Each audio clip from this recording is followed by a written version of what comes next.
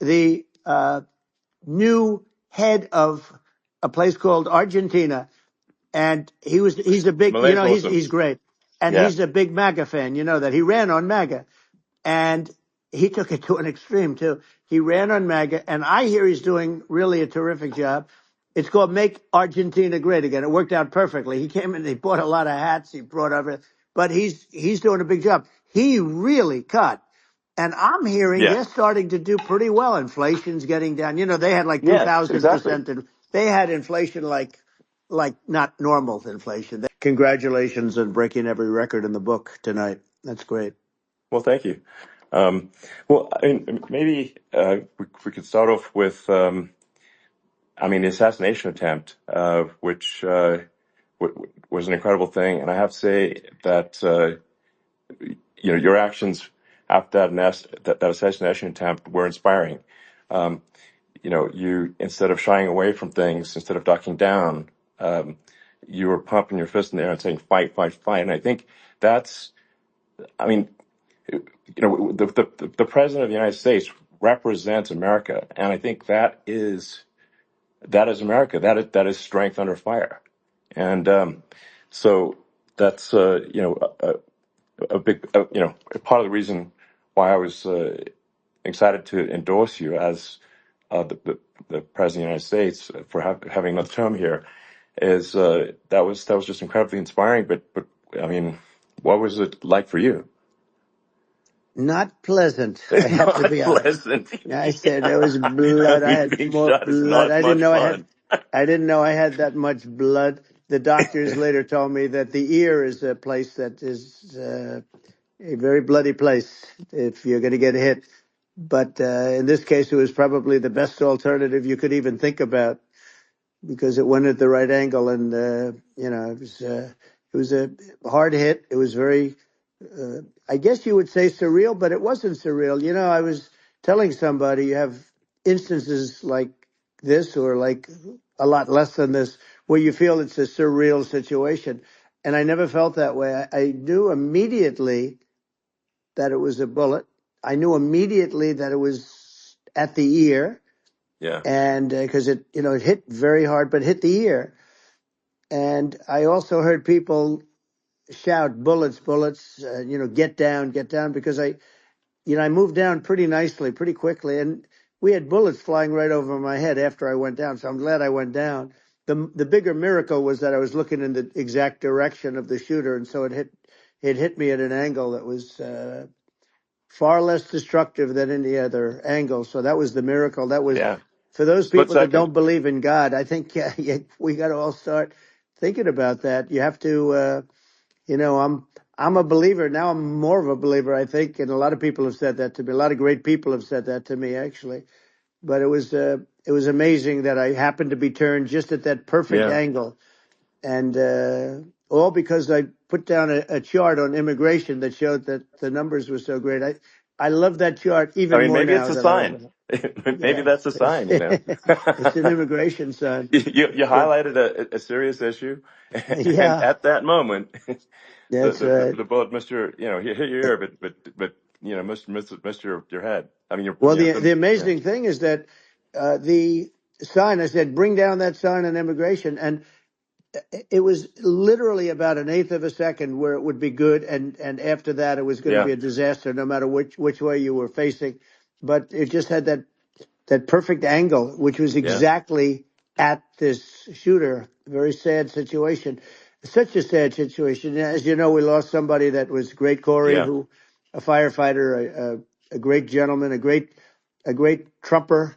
He was just a fantastic family and a fantastic man. And a friend of mine came up, Elon, and said, "I'd like to give the family some kind of help." And I said, "That's great." He said, "Do you mind?" I said, "I don't mind at all." And he wrote out a check for $1 million, gave it to the wife. And, she said, "This is really nice, but I'd rather have my husband back," which is a nice thing for sure, somebody to say, to be honest. She's great. The family is great. And we raised a lot of yeah, money for them and for two other gentlemen are unbelievable people also. They were hit really badly. They thought they were not going to make it, and they did. The doctors in the Butler area, I tell you, they were incredible. They saved the two. and they were really hit tough, both of them equally. Yeah. And we thought Yeah.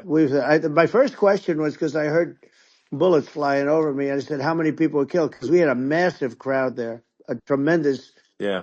thousands and thousands of people, and there was no land. I mean, it was all people. So I said, "How many people have been killed?" Because I knew there were other shots being fired, Sure. and they said, "We don't know yet, but some people have been badly hurt." And I have to give the Secret Service sniper, they call him, or sharpshooter, but sniper, Yeah. because he didn't know there was a problem. He's an extraordinary shot, obviously, and he didn't know there was a problem. And he was Yeah. able to pick it all out within 5 seconds. And he used one bullet from very far away, I guess probably about 400 yards. The shooter was 130, but he was on the Yeah. he was on the opposite side of the field and the podium, and he saw the smoke and the flame from the gun, immediately recognized it, and immediately took a shot. And it was one perfect shot from very far away. And if he didn't do Yeah. that, Elon, he would have. I mean, if he would have, a lot more people could have Sure. been badly hurt and killed. So Yeah. I have to Absolutely. take my hat off to him because that's also a surreal. You know, he's been with them for 23 years, and Yeah. he's never had anything like this. And all of a sudden, he has to act, and it's a very tough thing to Sure. act and to be shooting somebody. But he saw the gun, saw the smoke, saw the flame from the gun very far away. I obviously has very good eyes. He's got very good vision, which assume you have Yeah. to have in that particular work. But he took Absolutely. aim very quickly, and they say it was approximately 5 seconds from long range, Yeah. one bullet. If that didn't happen, Yeah. because the shooter had a lot of bullets, he had a lot of cartridges up Sure. there with him, so could Well, have been very. I mean, that's clearly, he was very competent in taking that shot to stop the attempted assassination. But I mean, there does seem to be, I mean, some pretty significant failings elsewhere in the system. Like, there's just no way that, like, how on earth does a shooter get on a roof 130 yards away? That seems crazy. I think most people people are wondering how on earth could such a thing happen? Well, you know, I view it as two ways. There should have been nobody on the roof. There were people, Yeah. because there were so many tens of thousands of people there. There were people that were seeing him, and there was one woman with a red shirt and Right. Trump all over I it, saw and the videos. she's screaming, "That guy's got a gun!" You know, you saw it probably. Yeah, yeah, There's yeah. a No, I guy saw up the there with videos. a I gun. mean, it's like I guess, I mean, for my part, and I think probably many members of the public are wondering how the heck are, you know, basically people wondering by pointing out there's a guy on the roof with a gun, Yeah, and they're seeing it, but somehow it's not being addressed. That does seem yeah. crazy. Well, they're going to learn from this. The communication between the local police, who sort of had an idea, and then ultimately a man lifted himself up to the roof, could barely do it because he was pulling himself up, and Yeah, he saw the man with the gun. The man with the gun pointed the gun at him. He thought he was probably going to get shot, but he was like pulling himself up, and because of that, he couldn't get to his gun, and he fell down. Actually, very badly hurt his leg, his ankle. I hear very badly, okay, but he fell down, and he did. From what I understand, he did say there's a guy up there with a gun, and the shooting started very quickly after that. I think it forced the shooter to go maybe quicker. He was supposed to be a very good shot. yeah, My sons, Don and Eric, they can't believe what happened, but they said from 130 yards, a bad shot would hit that target almost every time. They said it's like in golf, yeah, sinking a 2-foot putt. yeah. It's not a tough No, shot. it's not a long shot. The Secret Service person had the long shot. He had triple the Yeah, distance actually. So it was a terrible thing. Look, it's hard. I have to say this about the Secret Service. When I went down, and I went down based on, I think they're screaming. but other people also, because people saw this happen. You know, you had so many people. One of the miracles was that nobody ran. I mean, if a gun goes off, the crowd Yeah. control people showed us this. When guns go off, and it does happen in stadiums at a soccer match or some kind of a match, everybody flees. They call it a stampede, like cattle. But everybody, and a lot of Yeah. people get killed with those stampedes. We had Sure. more people than you'd have at, you know, some of these matches or these games, and nobody left. You know, you had a small group behind us in the grandstand, and that was full. And you look at it as it was taking place, and normally they'd be running. They didn't leave. They saw that I was hurt. They saw a lot of blood, and they saw that I went down. And it's almost like they wanted to be with me. Well, out front, you had thousands, tens of thousands of people. As far as the eye could see, you had people in Butler, as far as the eye could see, and Yeah. and a lot of press too. There was, you know, many cameras on watching this. It's what makes it so different, because normally things happen that aren't good, but you never have a picture of it. Here we have all these cameras shooting it, so Yeah. you know, sort of amazing. But one of the interesting things was that you didn't have anybody flee. You didn't have anybody stampede. Sure. Nobody. And there were some people behind me. They stood up and they're looking like, you know. I mean, I'll tell you, Yeah. you Yeah. want to have them in a foxhole with you. I want to meet some of those people Sure. because Sure. it's so different from what you heard. But so I was down. But the Secret Service Yeah. guys, there were bullets flying right over my head. You could hear them go whizzing, Yeah. and these guys came jumping on top of me, you know, and a young lady, Kate, uh, would jump. They moved so fast, and let me tell you, that took tremendous courage. Now there was a lack of coordination. There was, you know, obviously everybody understands that somebody that building should have been covered, and Yeah, I mean, that was I the think big that like, thing. I mean, looking at the aerial views, that building would be like the number one spot for a sniper. I mean, it's like the if you were to pick like what is the favorite, what if you so if the goal is to assassinate, what's your favorite spot? That building, the You're roof of that right. building would be number one. That would have been the spot. It's like you can ask for a better No, location. It's like number no, that one. would have been the spot. Um, You know what people think yeah, is when the local policeman, who, by the way, you know, he really he did what he was supposed to do. He couldn't hold on any longer. And then when he got yeah, his head just peeking above, this guy standing there with a gun at his head.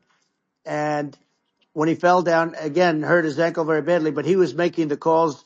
But what happened is the firing took place very soon.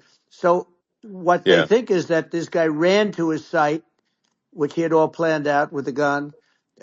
He ran to the site and he started shooting fast. And maybe that's why he sort of missed. I mean, you know, he yeah. But he as you got said, me, but you it would have could have hit. been I mean, could have been a much yeah. bigger problem.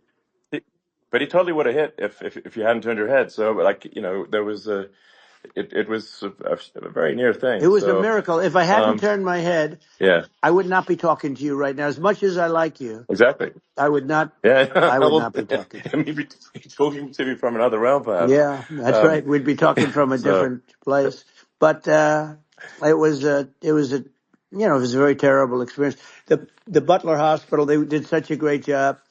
The doctors were so good. Everybody was so good. There was a mistake if somebody knew, because people were hearing that, there was just a bad feeling that there was somebody was around. You know that story now. It's been pretty yeah, well. yeah, And yeah, if somebody could have said, because they've oftentimes said, like there'd be a lightning storm or something, because I've done, I think, over 300. I think I did a lot more than that, but we did a lot. And oftentimes they'll say, sir, could you wait 10 minutes, please? Sir, could you wait 20 minutes? There's a storm overhead or lightning or something, right? And yeah, that happens yeah, often. And this would have been a perfect time for that to have happened, but it yeah. didn't get coordinated. That was the problem. Well, it was your I think your actions in the heat of fire, and like what I find admirable there was that you can't fake bravery under such circumstances. The courage is instinctual or it is not. It's not a rehearsed action, and so I just want to say that I think a lot of people admire your courage under fire there, and Well, yeah, so thank you very yeah, much. I appreciate it. I didn't think of it. I just wanted to get up and I wanted to stand up. I wanted to let people know, I felt I was good when they were on top of me, covering me, actually, very much covering me, and very bravely. But I wanted to get up. I said, I want to get up. And they wanted, they have everything there. They wanted stretcher. I didn't like the stretcher. And I knew I was hit in the ear, but I knew I wasn't hit anywhere else. They felt I was hit someplace else Yeah. because it was such a lot of blood. And they were sure that I was hit someplace else. And they were saying, sir, you were hit in more than the ear. I said, nope, I was hit in the ear. I want to get up. Let me get up. And so I got up, and the crowd didn't know what to think. I mean, this was so many people, and you could see they were confused. They didn't know what to think. And I wanted to let them know I was okay. It was very important for me to let them Yeah. know that.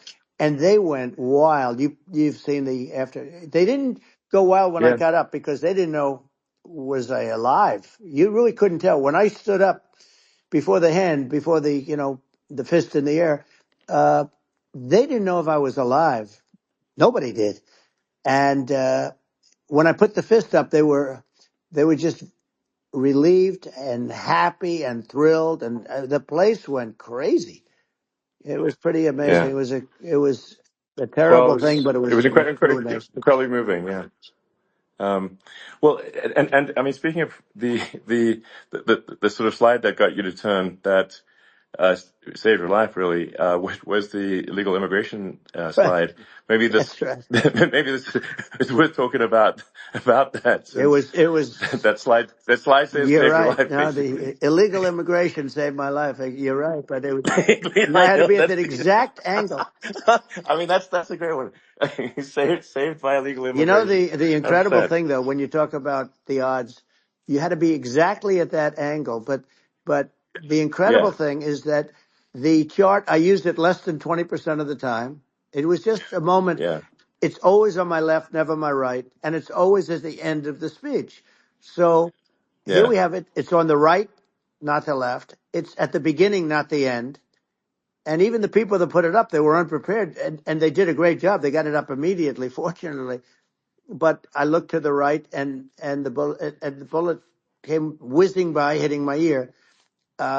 So it was amazing. But when you think of the odds of that, and Yeah. you Yeah. know that normally you wouldn't use it. Normally I wouldn't have the thing, and then it would Yeah. have been a very different story. It's very much, I say, an act of God. It's a miracle that it happened, and I'm Sure. honored by it. I'm honored by it. Well, what were you about to say about illegal immigration before you were rudely interrupted with a Well, I was bullet? going to say how good the numbers were. By the way, we're going back to Butler, and we're going to go Great. back in October. We're all set up, and the people are fantastic in Butler. It's a great area. Great. These are incredible people. Like the three that, in the case of Corey, killed, and the other two, the families I got to know them a little bit, and the families are great. But we're going back to Butler, and I think I'll probably start by saying, as I was saying, As you prior were to saying, being so horribly so, interrupted. yeah, But yeah. So rudely interrupted by an yeah, assassination so it was, attempt. but no, but the chart, Some people have no manners. Elon, the chart was just a chart that in my last week we had the best illegal immigration numbers, meaning stopping.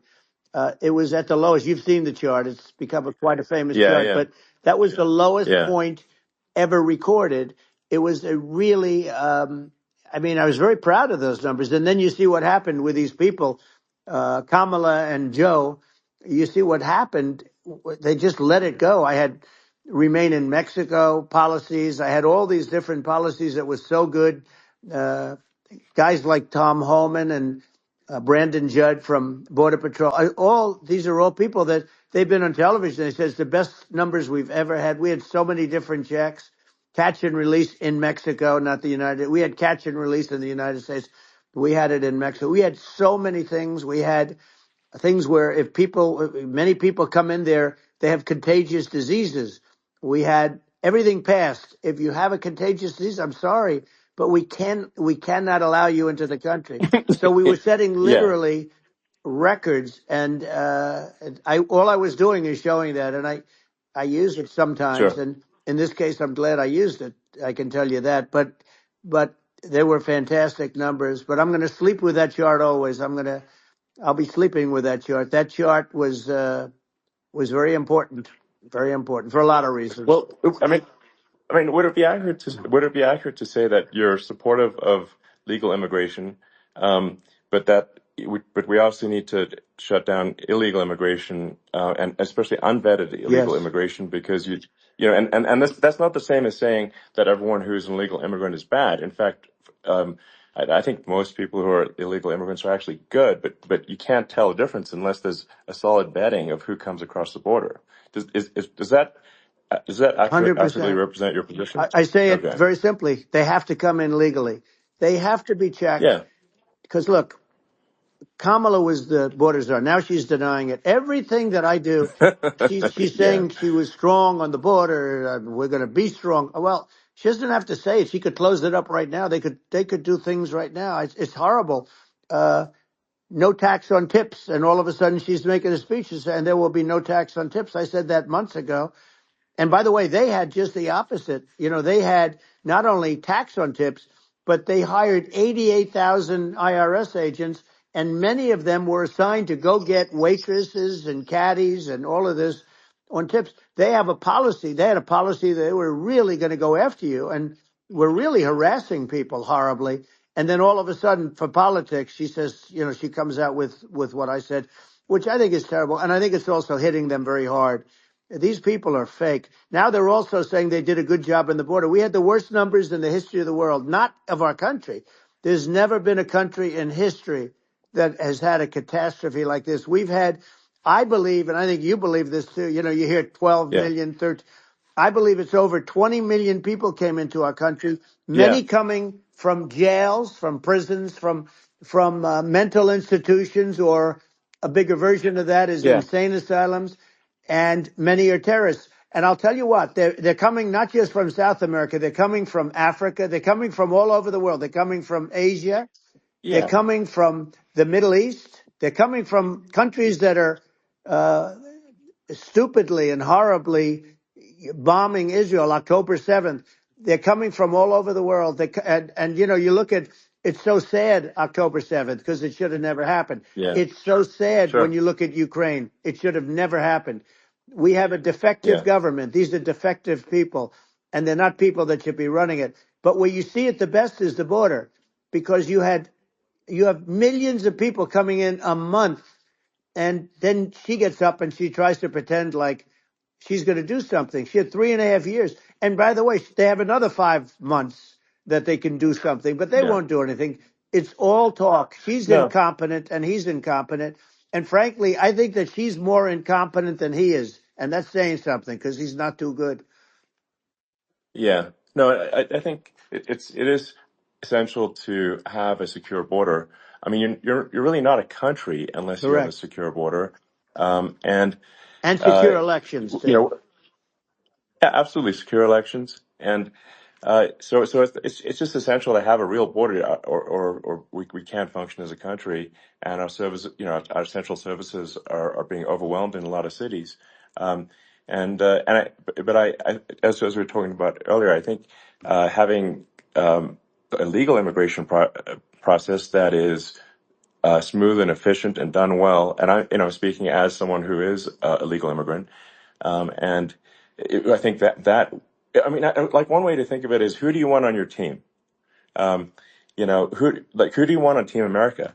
And I think we want to just say, okay, we want to let in people who are gonna, be great contributors to our society and to our economy, Right. and who do you want on the team? And it's not to say that, like in my opinion, actually, I'd say like probably most of the illegal immigrants actually are actually good, hardworking people. That's my opinion.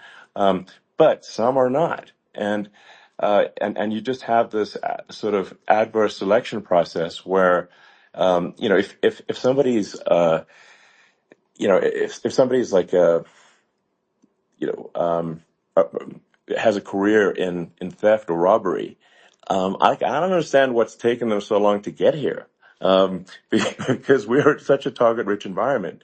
Um, I mean, why aren't more people who have a career in, bad things coming here sooner? Because it's a piece of cake to go rob, houses in LA or New York, compared to other parts of the world. And, in a lot of places in America, if you try to stop the person who's robbing you, you'll be arrested. Yeah. Yeah. So it's insane. It's right. I mean, what's happening with crime, and our police are so good, but they're not allowed to do their job. But I have to tell you, Elon, I They're hate not. to say, because it's such a downer to say it. I hate to say it. I hate it. But uh, you have a lot of people that just shouldn't be. I think it's a much bigger number than you think. They're I allowing, think you're again, right. they're Yeah. allowing people from their jails.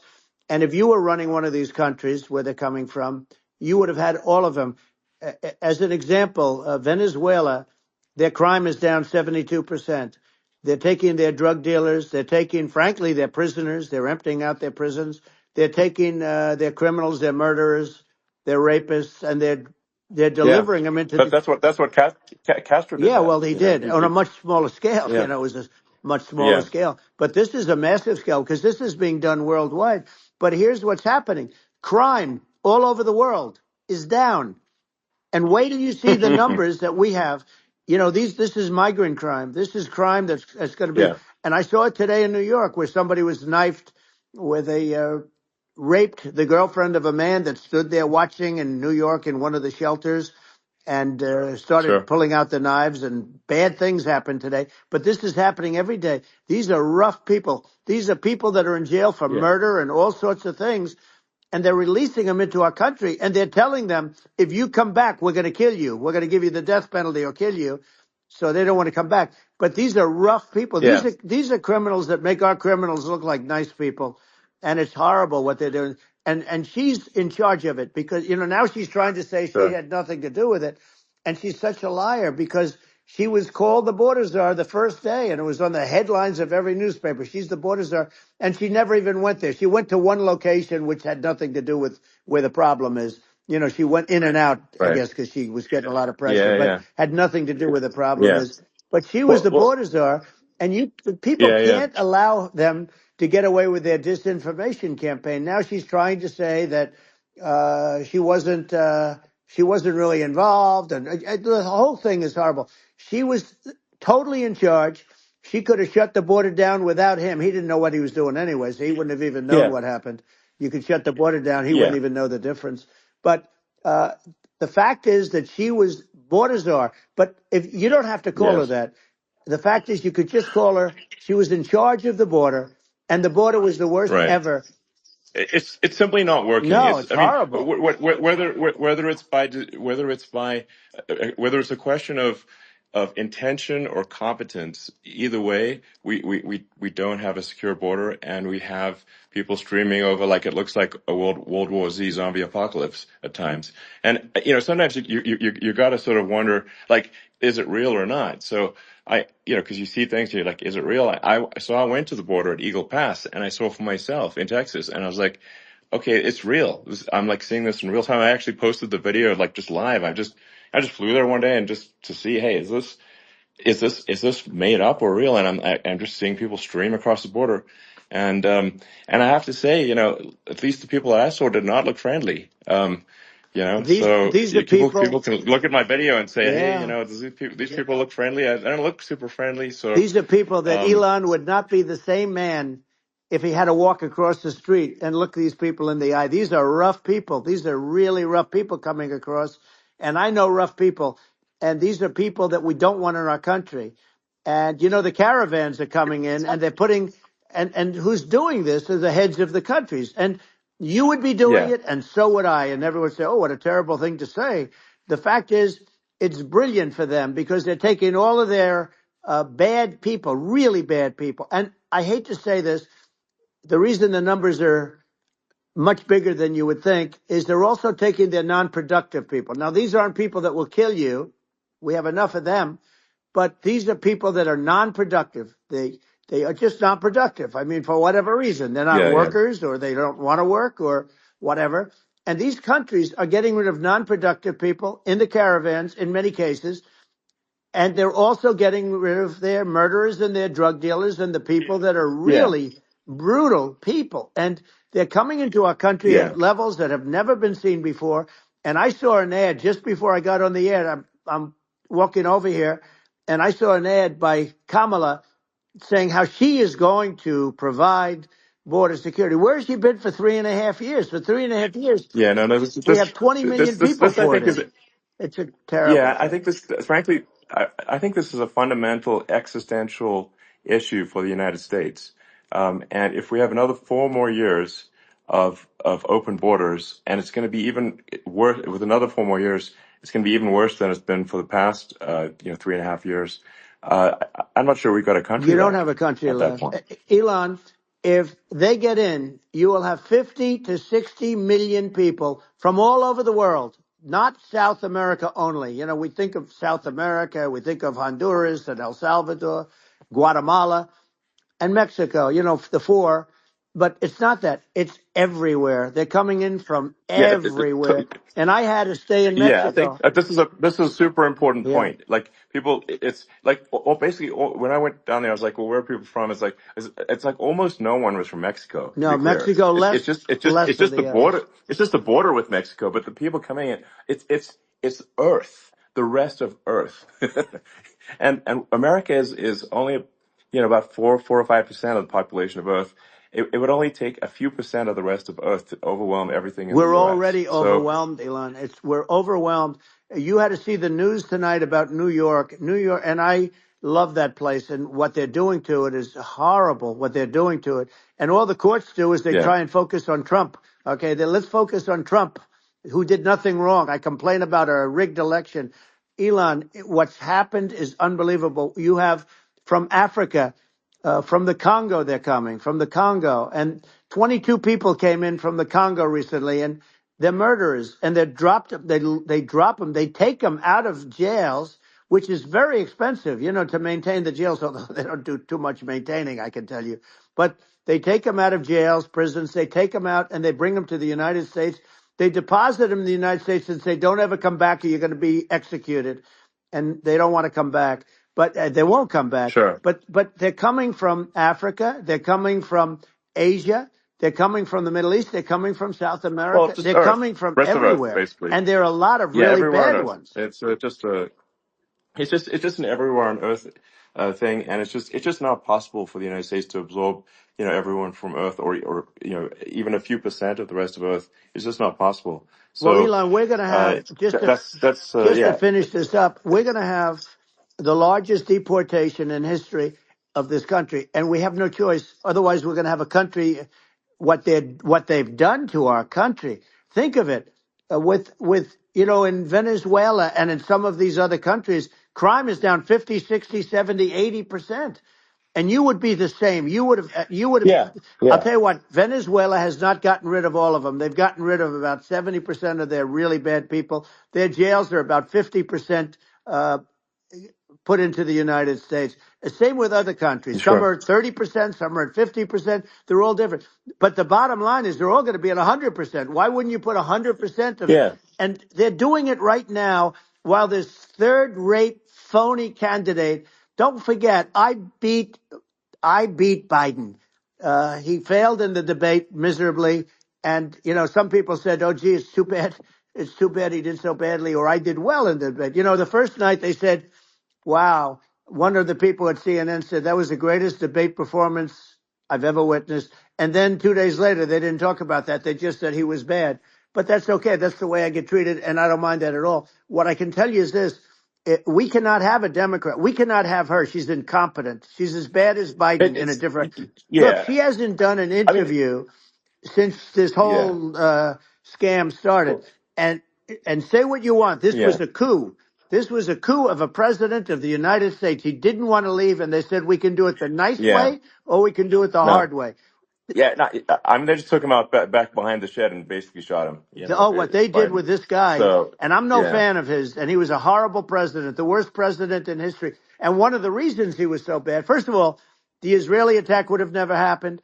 Russia would never have attacked Ukraine, and we'd have no inflation. And we wouldn't have had the Afghanistan mess, if you think of it. well, And we wouldn't have had yeah, Afghanistan. But we think of it, Well, yeah. you take a few of those events away and we have a different world. We would also have No, no, you're, yeah. inflation was caused by oil. Yeah, no, no. I think you're making an excellent point here, which is that when other countries can, that are, are thinking about invading or doing bad things, when they're thinking about that, they're thinking about, okay, what's the American president going to do, and do they fear the American president, or is it someone they do not respect or and do not fear? And I think they would they rightfully be. I mean, look at that the footage of the assassination. They're like, okay, uh, President Trump is like, don't mess with me. I mean, that's like, but whereas I think people are not going to be, and they obviously have not been at all intimidated by Biden, and they certainly will not be intimidated by Kamala. And you have to really think of that in the context of global security. That if the American president is someone that, like, evil dictators are scared of, that makes a huge difference to the security of the world. So I had a good relationship with Putin, despite the Russia hoax that lasted for over 2 years. Just a hoax created by Hillary Clinton and Adam Shifty Schiff, some just bad people, just sick people, frankly. I mean, Schiff is a sick person. He's going to end up probably being a senator. It's hard to believe. The whole thing is hard to believe. But, they put our country in danger with that stuff, too. They actually, when they make up stories, and you have to fight your way out of it for a long time. But I know Putin very well. I got along with him very well. He respected me, and it's just one of those things. And we would talk a lot about Ukraine. It was the apple of his eye. But I said, don't ever do it. Don't ever do it. I shut down Nord Stream too. That was the pathetic president gets in there. And the first thing he did, one of the early things he did is he shut down Keystone XL pipeline, which is our pipeline that would have employed 48,000 people, pipeline workers, shuts it down. That was, a massive job that Obama refused to allow. Yeah, I allowed it in my first week because it was jobs and it moved oil. And by the way, in a much more environmentally friendly way. It's underground. It's not a truck that catches on fire or a train that catches on fire. But think of it. He shut down the XL pipeline, the Keystone XL pipeline. He yeah. shuts that down and he approves the Russian pipeline, Yeah, it doesn't make any right? sense. It's like it's inconsistent. Certainly but I mean, I think it's just worth emphasizing to listeners the immense importance of whether the United States president is intimidating or not intimidating, and how much that matters to global security. Because there's some real tough characters out there, and if they don't think the American president is tough, they will do what they want to I do, know every one of and them. it puts the whole Yeah. world in danger. Elon, I know every one It's of a them, big and I know deal. them well. I know Yeah, Putin. I know President Xi. I know Kim Jong-un of North Korea. I know every one of them. And let me tell you, people will say, oh, this is terrible. He said, I'm not saying anything good or bad. They're at the top of their game. They're tough. They're smart. They're vicious. And they're going to protect their country, whether they love their country. They probably do. It's just a different form of love, but they're going to protect their country. But these are yeah, tough people at the top of their game. And when they see a Kamala or when they see Biden, Sleepy Joe, they can't even yeah, believe it. They can't believe this happened. All the stuff that you're seeing now, all the horror that you look at Israel, they're all waiting for an attack from Iran. Iran would not be attacking, believe me.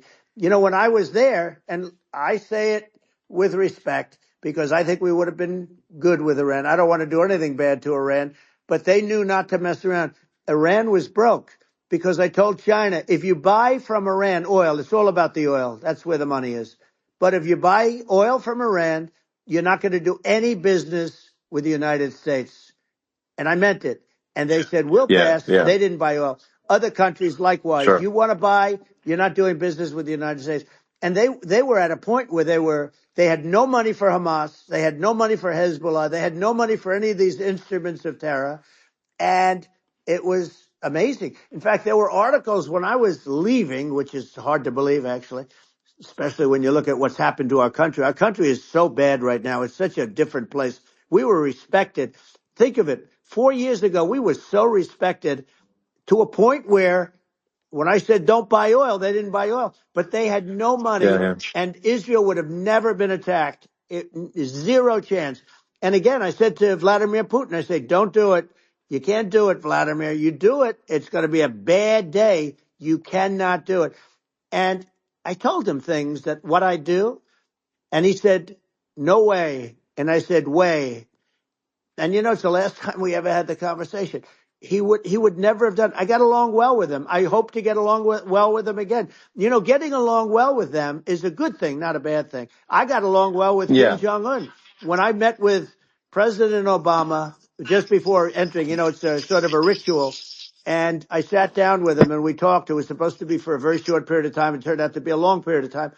I said, "What's the biggest problem?" He said, "North Korea." I had that problem worked out very quickly. It was nasty at the beginning with Rocket Man and all the different things, Yeah. but all of a sudden I got a call. Those were some epic tweets, by the way. Yeah, they Those were were no, like they were epic. actually. Everything he said that he has a I- red button on his desk. I said, I have a red button on my desk too, but my red button is much bigger, and my red button works. And then I called him Little yeah. Rocket Man. If Little Rocket Man. Anyway, here's the bottom line. All of a sudden I got a call from him and they said they want to meet. They want to meet me. And we met, Yeah. as you remember, we met in Singapore. We met also in Vietnam. And I got along with them great. We were Yeah. in no danger. But Yeah. President Obama, It's President because Obama thought they we were going to respond. end up in Yeah. a nuclear war with him. And let me tell you, he's Yeah. got a It's not lot of true. nuclear Yeah, stuff too. He's exactly. got plenty of nuclear. It's He can do plenty of damage. it's So yes. I mean, it's because people like Kim Jong Un. They respond to yeah, strength, not weakness. well, And if you he and I project had a good strength, relationship. you're You good. remember, I Yeah. remember I met him and we walked onto his land. Nobody ever walked onto his land before. I walked onto. I wouldn't Yeah. say. Yeah. Let's That bring was up cool. Secret Service again. I wouldn't say they were thrilled when I did that. I walked onto his land, and it was an amazing period. But we were not in danger with him because of me. I always Yeah. say that we have enemies on the outside and we have enemies on the inside. We have some really bad people in our government and people that are and controlling of the people. I mean, I'd mention names, but I really don't want to give them the credit. But we have some really bad, and I say they're more dangerous than Russia and China.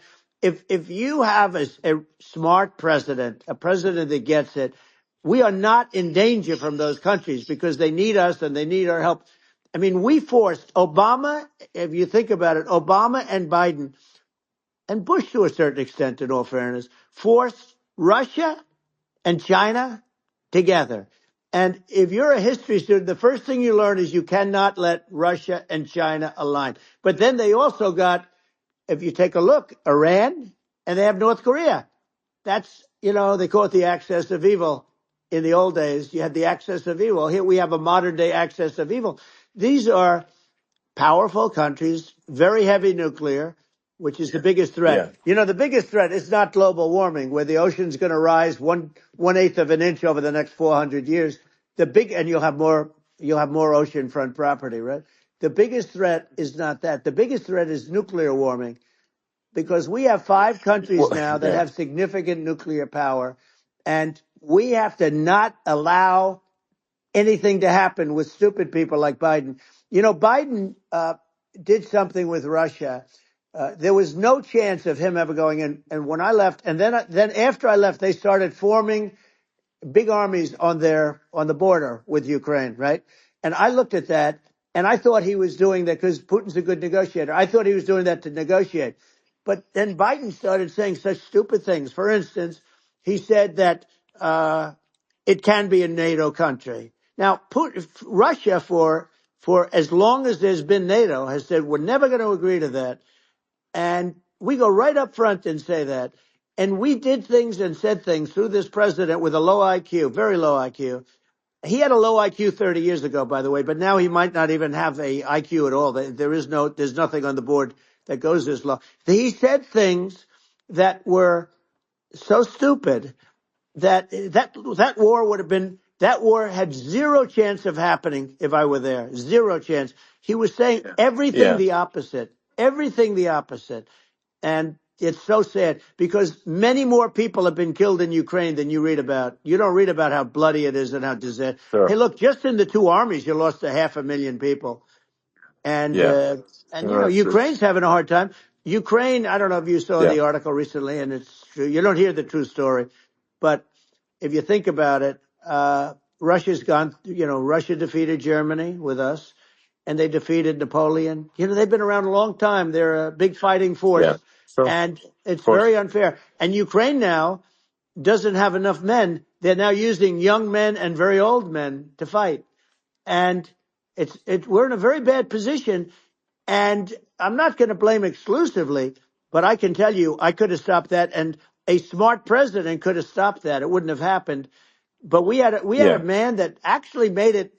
It made it more prevalent. It was so bad. The words that he was using, the stupid threats coming from a stupid face that he was using. I said, this guy's going to cause us a war. He's going to cause us. And let me tell you, Yeah. it can Yeah. lead to World War III. That can lead to World War III. The Middle East can lead to. We have numerous places that could end up in a Yeah. World War III right now for no reason No, whatsoever. I think you're right. I think people underrate the risk of World War III, and it's just when you're looking at the risk of global thermonuclear warfare, it's game over for humanity, and it's something that people have, I think, after the end of the Cold War, people have become complacent about, but they actually have forgotten that there are currently a lot of nuclear missiles that have targeting parameters for the United States from other 100%. countries. And one of the things And we're going to do is it's we're going to yeah, build an iron dome over us. Israel has it. We're going to have the best iron dome in the world. We need it, and we're going to make it all in the United States. But we're going to have protection because it just takes one maniac to start something. We're going to have protection, and we're going to have. Why shouldn't we have an iron dome? Israel has one. Some other places yeah, have one that nobody even knows about, frankly. But Israel has it. We're going to have an iron dome. But with all of that being said, to me that's so important, the most important.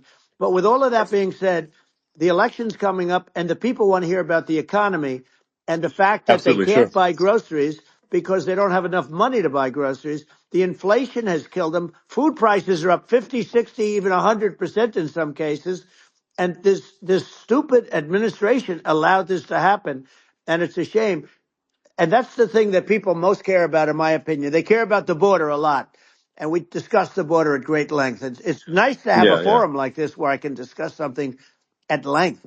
And by the way, you think Biden could do this interview? Do you think that Kamala could do this interview? They would take a pass on No, they you. could not. So they don't need Elon. They don't need Elon screaming out questions. It's pretty sad when you think that somebody that does this for a living can't answer a question or is afraid to do an interview. And in her case, with a very friendly interview, she's got all friendly interviewers. It's pretty sad. Yes, But the absolutely. big thing now is the Well, economy, Elon. yeah, And as much as yeah, I mean, I view nuclear as the single most important thing, but a lot of people don't. A lot of people don't understand that. But it doesn't have to. If I understand it, that's all you need. Because if I was president, you're not going to have that kind of a problem. But the thing that they really is making them angry is what Kamala and Biden have allowed to happen to the economy. It's a disaster with inflation. The inflation, it yeah, doesn't matter what you make. The inflation has eaten you alive. If you're a worker or if you're just a middle income person, you can't afford. 4 years ago, 5 years ago, people were saving a lot of money. Today, they're using yeah. all their money and borrowing money just to live. It's a horrible thing Right. that's happening, and we'll end that Well, I think quickly. a lot of yeah, a lot of people just don't understand where inflation comes from. Inflation comes from government overspending because the checks never bounce when it's written by the government. So if the government spends far more than it brings in, that increases the money supply, and if the money supply increases faster than the rate of goods and services, That's right. that's inflation. Um, so really, we need to have we need to reduce our government spending, and we need to re-examine. I think we need like a government efficiency commission to say like, hey, where are we spending money that's sensible? Where is it not Right. sensible? And we need to live within our means. We're currently adding, I think, $1 trillion to the deficit roughly Right. every 100 That's days. right. And the interest payments on the national debt have now exceeded the defense budget. It's on the order of $1 trillion, It's interest. and it keeps Yeah, I growing. rebuilt our military, largely rebuilt our military, did a great job on it, which was so important. We had jets, we had fighters that were, and bombers that were 70 years old. And we did a great job in that. Then by the way, then we gave 85 billion of it back to Afghanistan, if you can believe it. We gave them 85 billion.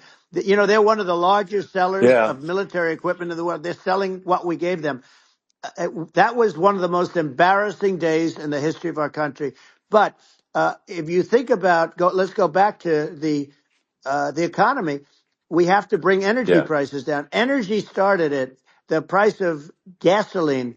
Now your cars don't require too much gasoline, so you have a good, and you do make a great product. I have to say, I have to be honest with you. thank That you. doesn't mean everybody should have an electric car, but these are minor details. But your product is incredible. But the Thank you. gasoline, Elon, is the cost of energy. Not only gasoline, it's the cost of heating your house and cooling your house. That has Sure. to come down. It's gone up 100%, 150, and 200%, and that has to come down. When that comes down, and we're going to Yeah, drill, baby, drill. They stopped drilling, and then they went back to drilling because they went back to the Trump policy. But if they won the day after they get into office, this country will go out of business because they're going to go to an energy policy that's not sustainable. Wind and different things.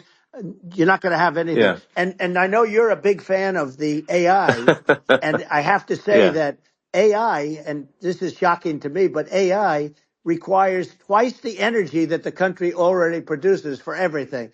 So you're going to have to build. We're going to have to build a lot of energy if our country will be competitive with China, because that's our primary competitor for this on the AI. You're going to Sure. need a lot of Well, I mean, electricity. You're going to need tremendous yeah. electricity, like almost double what we produce now for the whole country, if you can believe it. Sure. Well, just going, back to this, like this basic thing, which that people try to make it sound complicated, but it's not. But inflation is caused by government Right. overspending.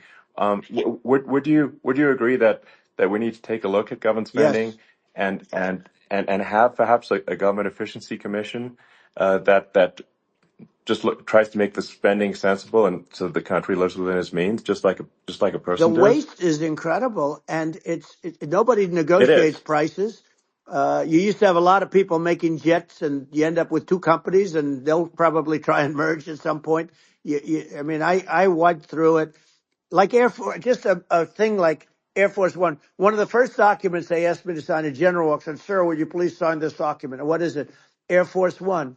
That's with Boeing, which is basically two planes, two 747s, and the price was Yeah. $5.7 billion for two planes. Now they're Wow. highly sophisticated. That's They're insane. even nicer than your plane, okay? But much more sophisticated. They're very. I won't say what's on it, but they got a lot of stuff on it. Anyway, but it's Sure. 5.7.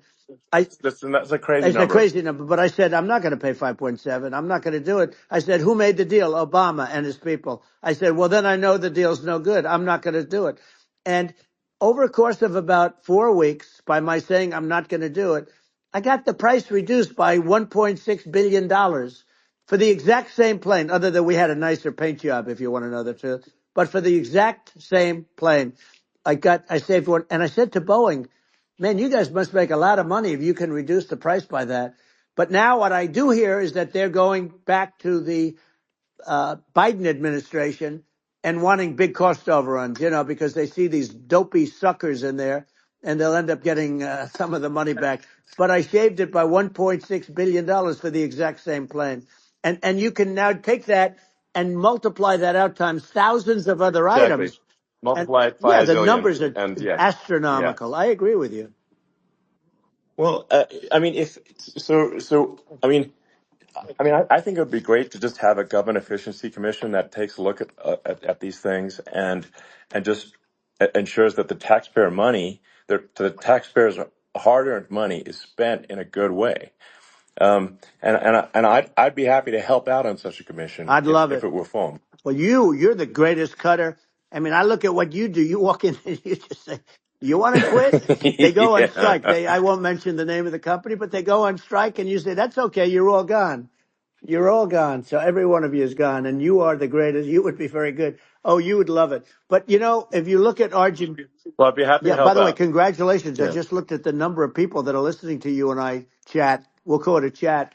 But Yeah. congratulations. This is very good. I mean, it's great. It's and you're an interesting character. You know, the new head of a place called Argentina, and he's a big, you Malay's know, awesome. he's great. And Yeah. he's a big MAGA fan, you know that. He ran on MAGA. And he took it to an extreme too. He ran on MAGA, and I hear he's doing really a terrific job.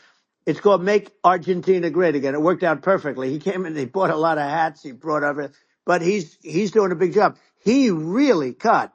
And I'm hearing Yeah. they're starting to do pretty well. Inflation's getting down. You know, they had like Yes, exactly. 2,000%. And they had inflation like not normal inflation. They had the real deal. But we're going to Yeah. have that pretty soon. We have, I think we Yeah. have the worst inflation we've had in 100 years. They say it's 48 years. I don't believe it. I think we have the worst. They Yeah. don't include a lot of the items that should be included, you know. Yeah. Well, it's just from government overspending and not spending taxpayer money Yeah, effectively, and having just like so many departments you can't even name them all. And what Milei is doing is he's cutting government spending. He's simplifying things. He's having putting in regulations that make sense. And we're Argentina overnight is experiencing a giant improvement that's in right. prosperity. But it's also a lesson for the United States, which is that um, Argentina used to be one of the most prosperous countries in the world. Um, Right. in the like in the 30s, 40s, and because of bad government policy, it ruined the country. And if you take Venezuela, for example, Venezuela should be incredibly prosperous. They have phenomenal reserves of everything, oil, everything, and it should be prosperous. But if the government's wrong, it impoverishes the people. And so I think we should not be complacent in the United States in thinking that and taking our prosperity for granted, because if with bad government policy, we can run the country into the ground. And that's just something people should bear in mind. Don't take prosperity for granted. Well, think of education. So we're ranked at the bottom of every list of the top 40. We're ranked number 40, number 38. Uh, Norway, Switzerland, Sweden, different countries are ranked good. Actually, China's pretty close to the top. They're a top 6 or 7, but we're ranked at the bottom, almost at the bottom, 38, 39, 40. In other words, horrible. And yet we spend more per pupil than any other country in the world. So we spend more. And what I'm going to do, one of the first acts, and this is where I need an Elon Musk. I need somebody that has a lot of strength and courage and smarts. I want to close up Department of Education, move education back to the states, where Yeah, where states like Iowa, where states like Idaho, you know, not every state will do great because states that basically aren't doing good now. You look at Gavin Newsom, the governor of California. He he's terrible. He does a terrible job. So he's not going to do great with education. But of the yeah, 50, I would bet that 35 would do great, and 15 of yeah, them, or 20 of them will be as good as Norway. You know, Norway is considered great. You can name them. I mean, they're so good. Some of yeah, these countries are so good. But if you go into some of these really well-run states, you know, we have states that don't know what debt is. We have states that have low taxes, no debt, everybody working. You know, they're really well run, sure, and maybe they have certain advantages in terms of location, in terms of the land or the sun, the sun and the water and the whole thing. You know, there are a lot of advantages that some people have. But if you moved education back to the 50, you'll have some that won't do well, but they'll actually be forced to do better because it'll be a pretty bad situation. yeah. But if you think Well, about it, yeah, you'll have some yeah, of yeah, these states. I'll bet you'd have 30, 35 states. It'll be much better. And you know what it'll cost? Less than yeah, half what it is in Washington. And yeah. these people don't care Well, about the yeah, students in these, faraway states. And it'd well, be unbelievable. yeah.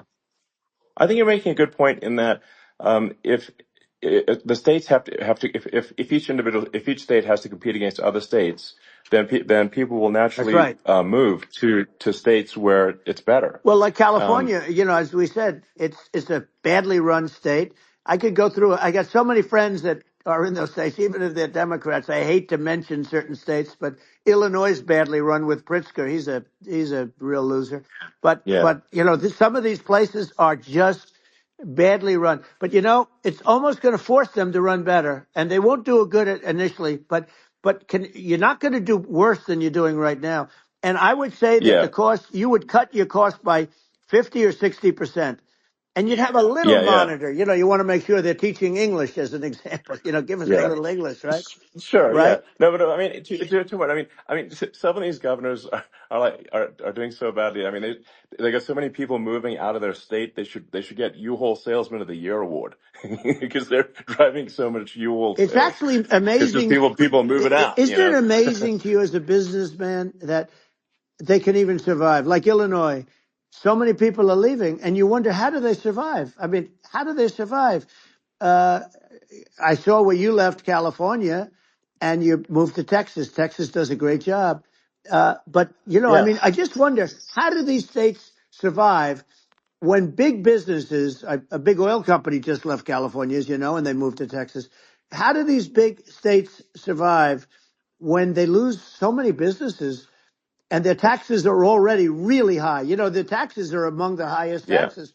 You almost wonder, how do they continue on? And in many cases, the governors don't do a good job in their crime-ridden places. You wonder, how do they continue to just go on? It's Well, not a good I think there's. situation.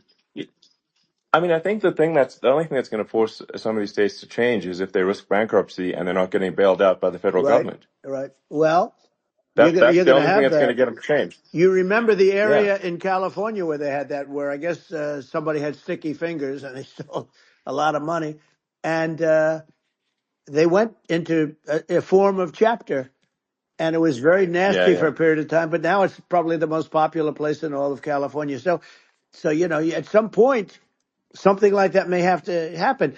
But the problem is, you can't penalize people that loan money to the state when you have incompetent people like a Pritzker. Look, the family didn't want him in the family business, and then he ends up being governor of Illinois. So what is he going to be? Is he going to be a great governor? And you have people. I could name every one of them. I got to know every one of Yep. these, and some are very good, and some are just horrible. Well, I think the larger point here, too, as you're saying, like a lot of people are concerned about the economy, a lot of people are concerned about inflation, and inflation is effectively a tax on people that save money, Yeah, and for people that are working day to day, it's just a form of taxation. And if we can solve the government spending problem, we'll solve the inflation problem, which means people will have a better standard of living, and yeah. that's a really big Well, the deal. people that got hurt Um, worst are the people that did it the way they were taught to do it all through, their younger life and their young life and their whole life. The people that saved money and then they got no interest on their money and inflation destroyed them. And frankly, they were almost better off if they didn't do anything like that. I mean, those people have been absolutely decimated, and we're going to bring those people back and help those people. We've got to get the prices down. When I look at bacon costing 4 or 5 times more than it did a few years ago, sure. when you look at some of the food products in grocery stores, people go, they can't believe it. They used to be able to buy a whole cart, and today, a lot of people just don't have the money. They go in and they can't buy anything. They look at Yeah. it's It's sticker I shock. think They it call it yeah. sticker shock, right? I think it really just comes, like I said, I think it just comes down to really, I guess, two things, which is that if you solve government overspending, you solve inflation, which improves living Right. standards of the average person, and then if you deregulate, like have sensible regulations, so because a lot of the regulations are nonsensical and cause the cost to be extreme for no reason. But unless you've got effective deregulation, like Reagan did a great job on deregulation in the 80s, but it's been 40 years since we had That's right. anyone really. I mean, during your administration, we made some progress, but I think there's an opportunity to make, I think, radical progress with sensible regulation. And Yeah. Well, Elon, those two things, yeah, those are the big we deals. set a record. we did more deregulation and more restrictions on all of the different businesses than any other president. Remember, I had the rule for every one we put in, you have to get rid of 10 or 12. And we did Yeah. radical cuts on all of that. And a lot of that's being put back by this administration. And we did radical cuts on things that weren't necessary. But we were all set. You know, we had the best economy ever maybe in the world. And then what happened is COVID came in and we had to focus on that and nobody knew what it was. And I always say I got good marks on economy, good marks on military. We knocked out ISIS. We did so many different things. We rebuilt. But, you know, I never got the credit that we really deserved on what we did with COVID. We never got the credit. But if had that not happened, a gift from China, from Wuhan, came in from Wuhan, the Wuhan labs, and I always said it, and it turned out to be right. But Yeah. had that not happened, we were set to start reducing debt. We were going to reduce taxes further. I gave the largest tax cuts, and we were going to reduce taxes still further for middle income people, not only businesses. But we did it for Sure. businesses because they're the ones that's why we had the great job numbers. But we were set to really start reducing debt. And, you know, we're sitting on the biggest pile of liquid gold anywhere in the world, bigger than Saudi Arabia, bigger than Russia. And we were going to drill and we were going to make so much money. We were going to supply Europe with oil. I had stopped the Russian pipeline and we were going to supply them with oil and gas. We were going to make a fortune. And then the COVID came in and we really had to divert. Then what happened is when they came in, you know, we kept a lot of businesses alive. If I didn't do what we did, we would have had a 1929 type depression. But the problem is when Biden came in, he got trillions of dollars and just started spending it stupidly. You didn't need it anymore. You know, we got over that bad period where everybody was dying and feeling, you know, it was just not a good period. Interestingly, you know, during his administration, many more people died during his administration of COVID than during my administration, and we really got the brunt of it. But people don't realize more people died during his administration than ours. But it diverted us from doing what I wanted to do. But we had the greatest for, you know, almost 3 years. We had the Yeah. great, and you know that probably better than anybody. So many of your friends said to me, the best years we've ever had in business were during the Trump years, and also said that African American, Hispanic American were so incredible. They were having the best. Asian American women, men, young people without a diploma, young people that graduated from the best colleges, from MIT, from the Wharton School, from all of the great colleges, Harvard. They were doing better, and people without a diploma were doing better, and everybody was happy. And then COVID came, and we Sure. had the problem is they spent trillions and trillions of dollars. They wasted. They shouldn't have taken any money, and we wouldn't be having inflation right now, which is killing our country. Yeah. Yeah. Yeah, absolutely. I mean, I should probably say something about like, maybe my views on, climate change Yeah, and oil and gas, because I think I'm probably different from what most people would assume. Because my views are actually pretty, I think, moderate in this regard, which is that I don't think we should vilify the oil and gas industry and the people that have worked very hard in those industries to provide the necessary energy to support the economy. And if we were to stop using oil and gas right now, we would all be starving and the economy would collapse. So I don't think it's right to sort of vilify the oil and gas industry. The world has a certain demand for oil and gas, and it's probably better if the United States provides that than some other sure. countries. And it would help with prosperity in the U.S. And at the same time, obviously, my view is like we do over time want to move to a sustainable energy economy because eventually you do run out of. I mean, you run out of oil and gas. It's not there it's not infinite. Um, and there is some risk. I think the risk is not as high as a lot of people say it is with respect to global warming. But I think if you just keep increasing the parts per million in the atmosphere long enough, eventually it actually simply gets uncomfortable to breathe. People don't realize this. If you go past 1,000 parts per million of CO2, you start getting headaches and nausea.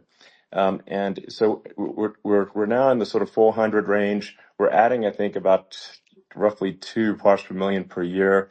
So I mean, it still gives us. So what it means is like we still have quite a bit of time, but so there's not like we don't need to rush, and we don't need to like stop farmers from farming, or prevent people from having steaks or Right. basic stuff like Right. that. Like you can leave the farmers alone, I agree. in How my opinion. crazy is that where I mean, you have farmers that are not allowed to farm anymore and have to get rid of their cattle, and the whole world is yeah, a that's little silly. crazy, but it's largely taken its lead from us. I just say though, I've heard in terms of the fossil fuel, because even to create your electric car and create the electricity needed for the electric car. Fossil fuel is what really creates that at the generating plants. And, so you sort of can't get away from it at this moment. I mean, someday you might be able to, but I do hear we have anywhere from 100 to 500 years left. Much of it hasn't even been found yet, Yeah, but there are tremendous, like Anwar. I got Anwar in Alaska approved. Ronald Reagan couldn't do it. Nobody could do it. Everybody tried. Nobody could do it. I got it approved. The first thing that Biden did was unimprove to get rid of it. He ended yeah, it. His secretary went in and she ended it. And what a disgrace. That's Anwar. That's bigger, or they think it could be bigger than Saudi Arabia in Alaska. Could be bigger than Saudi Arabia. But they went in and they terminated it. And I'll get it going very quickly, because not only is it big for Alaska, I mean, you talk about economic development, that for the United States, I mean, that is, they say bigger than Saudi Arabia or the same size, and pure, yeah. really good stuff. And, they end it. So I think we have, perhaps hundreds of years left. Nobody really knows. But during Yeah. that I mean, time, my something will estimate. come around that will be Yeah, very good. yeah. Yeah. Well, I mean, and my estimate would be, a little more aggressive than that, but it's not the sort of like we're all going to die in 5 years stuff. That's obviously BS. Um, but I mean, my view is like if you just look at sort of the parts per million that increments every year, you get sort of 2 or 3 parts per million every year of CO2. Uh, I mean, I think some of that it's problematic if it accelerates, if you start going from two or Right. three to say five, and then there may be some situations where you get just a step change increase in the CO2, Hmm. and I think we don't want to get too close to 1,000 ppm, because like that's actually makes it uncomfortable to breathe. Like just existing in 1,000 ppm CO2 is uncomfortable. That's like that's considered like an industrial hazard. Right. Just so it's that's actually, you start getting headaches and stuff. So it's even without global warming, it's not comfortable to live in. So you don't want to get too close to that. But I mean, I think we've got. I think we want to just move over, and like, and if I don't know, 50 to 100 years from now, we're I don't know, mostly sustainable. I think that'll probably be okay.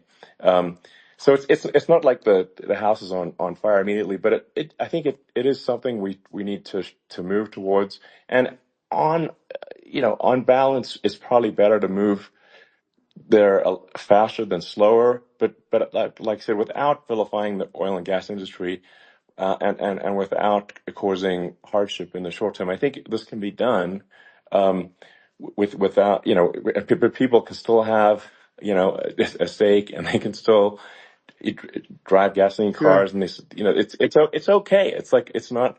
I don't think we should vilify people for it, but I think we should just generally lean in the direction of sustainability. And I actually think solar is going to be a majority of Earth's energy generation in the future, and it's certainly trending that way. Hmm. And so you get the solar power, combine that with batteries, so because obviously the sun doesn't shine at night, and then you use that to charge the electric cars, and you have a long-term sustainable solution. And that's what Tesla's trying to move things towards, and I think we've made a lot of progress in that regard. But when you look at our cars, we don't believe that environmentalism, that caring about the environment should mean that you have to suffer. So we make sure that our cars are beautiful, that they drive well, that they're fast, they're sexy. I mean, they're cool. In fact, literally, I made this sexy joke. Model S Model 3, Model X and Y spells out sexy. It was probably the most expensive joke out there. Um, but I don't know, I like cheesy humor, so, um, but I'm a big fan of, like, let's have an inspiring future, and Yeah. let's work towards, a better future, and we can do so without demonizing Right. people. I'm okay. You know, It's very interesting. You use the word global warming, and today they use the word climate change because you have some places that go up, and so they were getting themselves in a little trouble with the word global warming because not every place is warming. Some places are going the opposite direction. But I'm sort of waiting for you to come up with solar panels on the roofs of your cars and on the trunks of the cars, and it just seems like something that at some point you will come up with. I'm sure you'll be the first, but it would seem that a solar panel on the roofs, on flat surfaces, on certain surfaces might be good, yeah, at least in certain areas of the country where you have the world sure, where you have the sun. But I would think, and I have no idea because that's not my world, but I would think that this would be something that would be interesting. But the one thing that I don't understand is that people talk about global warming or they talk about climate change, but they never talk about nuclear warming. And to me, sure, that's an immediate problem because you have, as I said, 5 countries where you have major nuclear, and probably some others are getting there, and that's very dangerous. That's where you need a strong American president because you don't want to have this proliferation. But you have 5 countries and getting more. China is much less than us right now, but they're going to catch us sooner than people think. They're way lower. Russia and us are number one, and I mean, we're sort of tied. And China is far behind, but they're developing at a level that you're not surprised to hear very fast. They'll end up catching up, maybe even yeah, surpassing. But to me, the biggest yeah, problem is not climate change. It's not, and everything's a problem, but it's degrees.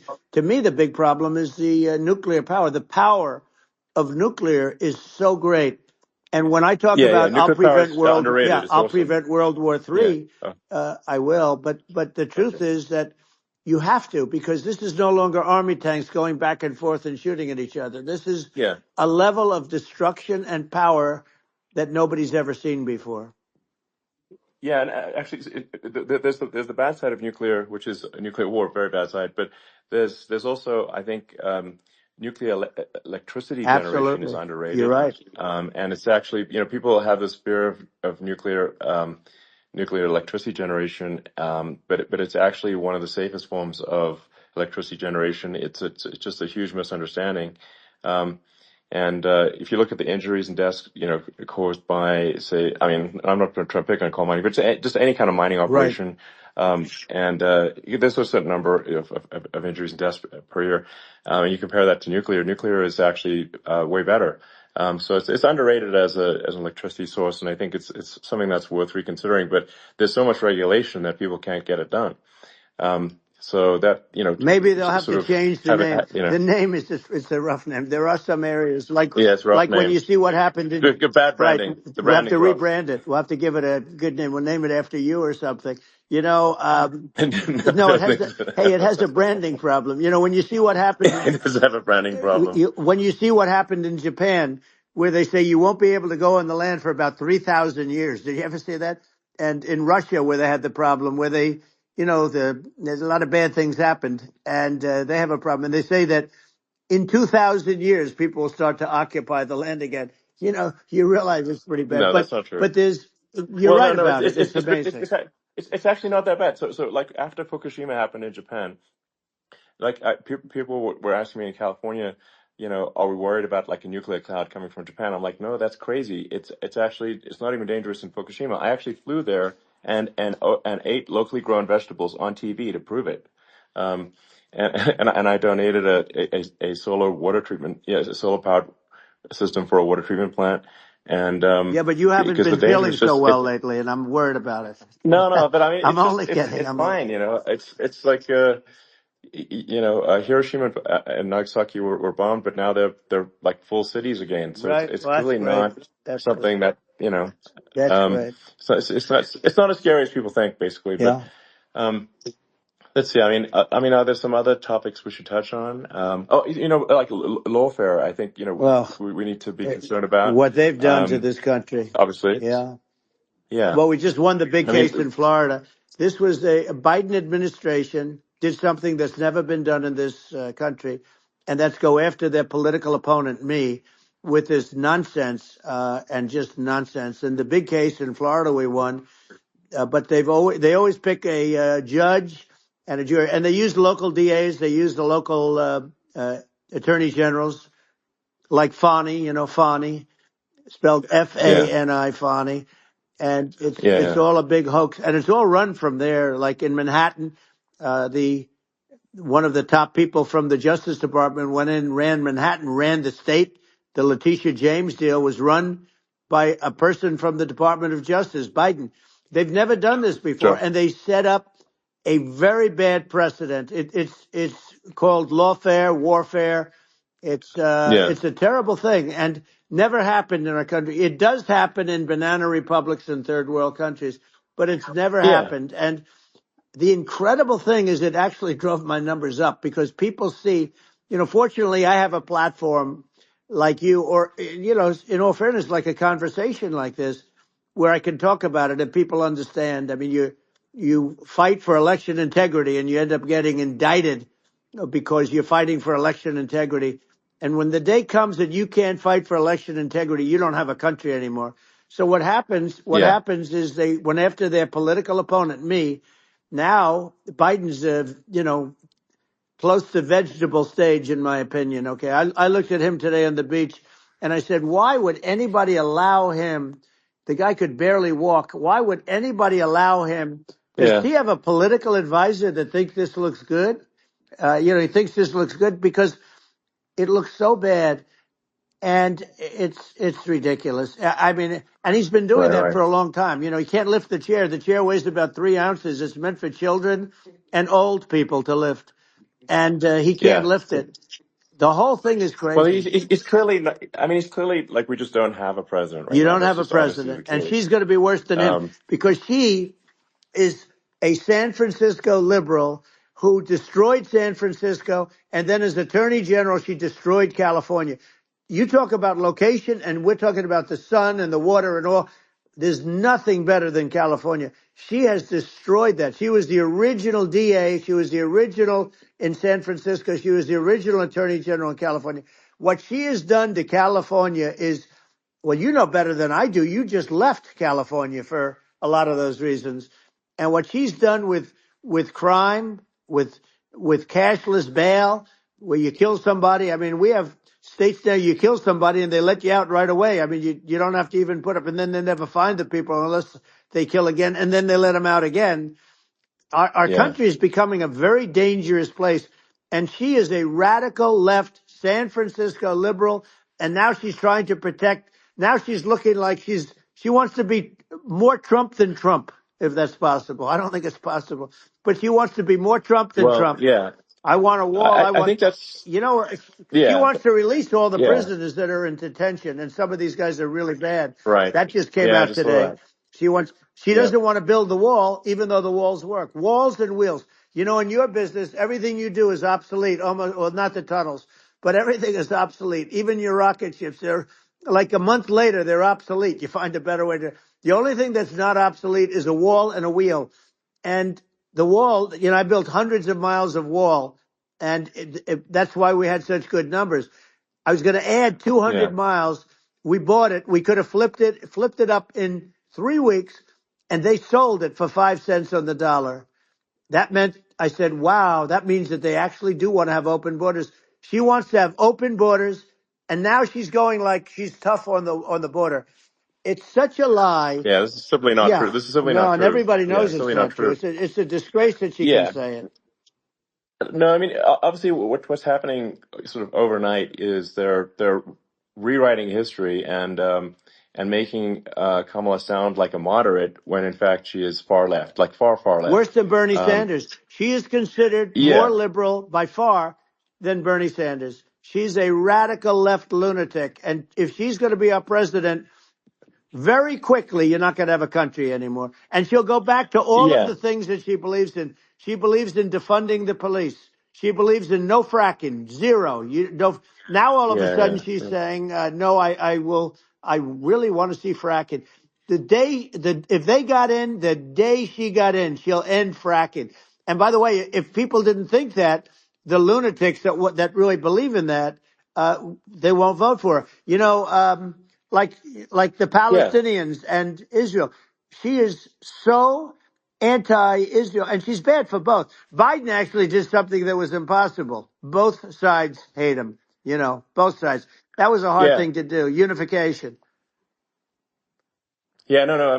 Netanyahu came to give a talk to a joint Senate and House sitting, and I was there, and Kamala stood him up. What does that say? I think Um, it's highly that's disrespectful. And I say, if you're a Jewish person or if you believe in Israel, if you're a person that, is very pro-Israel, if you vote for her, it's worse than Biden. And Biden was bad. But if you vote for her, you ought to have your head examined. And you see tonight, I mean, as we're doing this, I'm seeing reports coming that they expect an attack tonight or tomorrow from hundreds and maybe thousands of rockets. Their Iron Dome, as they call it, as we all call it, but their shield that they build, that can be swamped. We'll use a term that's yeah, appropriate, swamped. But they yeah, swamp it by shooting enough missiles. You know this better than anybody. By shooting enough missiles, so, they can't defend themselves. They just obliterate the whole yeah, place. And that's what some people think they're looking to do. And we have no leadership. There's no respect for the United States of America with these people. And I'm telling you, yeah, she'll be worse than him because she's a believer yeah. No, in I being think you're right. radical left, and he wasn't. I think you're right. I mean, you really, it's important for the public that may be listening to this to look at Kamala's track record, before the last month, and say, is that a track record you agree with? And I think if you're an independent moderate, you definitely would not agree with it, because it is her behavior has been far left, and we're seeing just an overnight propaganda attempt to rewrite history and make it sound like Kamala's moderate when she in fact is not moderate. Well, her So I her think running that, mate approved, signed into legislation, tampons in boys' bathrooms. Okay, now yeah, that's yeah, all that's I have weird. to hear. Tampons in That's boys' weird. bathrooms, and that means she believes Yeah, in that too. I mean, yeah, she that's she not picked this okay. guy because he was the closest to her. A lot of people thought she'd pick sort of the opposite, but she picked an anti-Israel radical left person. But she is far worse, they say, than Bernie Sanders. If we have her as a president, if we have a Democrat at this moment as a president, I don't think our country can survive. I think it's a massive. I think we're in massive trouble, frankly, with the Kamala administration, and that's my honest opinion. And I think really it's essential that you win for the good of the country for this election, and I mean that's understating my opinion. Now, you may have seen this, but I got a letter from the EU Commission saying to not have disinformation on during this discussion that we're having, and there's a lot of attempts to do censorship and to force censorship even on Americans from other countries, and what do you think about that? Well, I know the European Union very well. They take great advantage of the United States in trade, as you know. We, through a different forum, NATO, we protect them, and yet if you build a car in the United States, you can't sell it in Europe. You just can't sell it. It's impossible. The same thing with our farmers. Our farmers find it very difficult to do business. We have a deficit with them of $250 billion, which people don't know. It sounds so nice, the European Union, but let me tell you, they're not as tough as China, but they're bad. And I let them know it, and that's probably why they notified you. No, they don't treat our country well. We defend them, with Ukraine. So we're in for 250 billion, and they're in for about 71 billion, and they have the same size. If you add up the European nations that in terms of an economy, it's about the same size. When you say as us, and they're in, Yeah, and they're in much greater risk. they're right there. We have an ocean separating us from, in this case, the enemy would be Russia. Used to be for the Yeah. Soviet Union, but let's assume they're close enough. And what happens is they're in for 70 something million. I think even less than that, billion, and we're in for about 250 billion, and it could be a lot higher than that. And I say, why aren't you going to equalize? Why aren't they paying what we're paying? And they're in much more, it's much more important for them because of the fact that, they're right near there. I mean, they're all sort of in that location. We're not, but Yeah. they should, and I did it with NATO. There were only 7 countries that were paid up in NATO out of 28 at the time. And the United States Yeah. was Yeah. the United States was subsidizing NATO, tremendously subsidizing NATO. And I went Yeah. in and I said, you Yeah. got to pay up. If you don't pay up, we're not going to defend you any longer. I took a lot of heat, but you know what happened? Billions and billions of dollars came flowing in. And, Yeah. I think a lot of the public isn't aware of the fact that the United States pays a disproportionate share of the NATO expenses, and then we get even though taken like advantage of on trade. So think yeah, about it. well, I mean, the point of NATO is defending Europe, and it's it's like then okay, well, why is the United States paying disproportionately more to defend Europe than Europe? That doesn't make sense. That's unfair, and that is an appropriate thing to address. Well, Um, when you talk about so cost cutting and savings and everything else, I mean, honestly, look, there's nobody that feels worse about the Ukraine situation than I do because I know it would have never happened. I know Zelensky. He was very honorable to me because when they went with the Russia hoax and they said I had a phone call with him, he said it was a perfect phone call. It was a great phone call. He could have grandstanded and, said, oh, he was very threatening. He said, no, it was a very nice phone call. I called him up to congratulate him on his win, and you end up getting impeached because these people are yeah, yeah, lunatics. I was talking about the difference from the people within and the enemies on the outside. In many cases, the people from within are more dangerous for our country than the Russians and the Chinas. If you have a smart president, you're not going to have a problem with them. You're going to do things. yeah, Now, they've taken advantage yeah, of us absolutely. incredibly, but you're going to do things with the right person. Yeah, well, I think it's obvious that you're a believer and an advocate of free speech because during your first term as president, you were attacked relentlessly every day, often very unfairly with with false attacks, and you didn't try to shut down the media, you didn't try to uh, inhibit their freedom of speech, and I think that says a lot. Well, the good thing is that you and I have, and some people, very few, we can get the word out. Although sometimes it's hard because they don't want to print it, like we're having a great conversation right now. Kamala wouldn't have this conversation. She can't because she's not No. smart. She's not a smart person, by the way. She can't have this conversation.